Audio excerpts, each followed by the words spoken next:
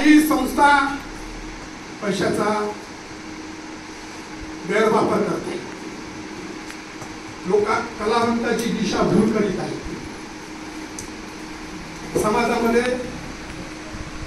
जाऊन घरी जाऊन कलावंतांना गुमराह करून राहिले, त्यांची दिशाभूल करून राहिले, खोटं नाटक सांगून त्यांच्याकडनं पैसा वसूल करण्याचा प्रयत्न करून राहिले.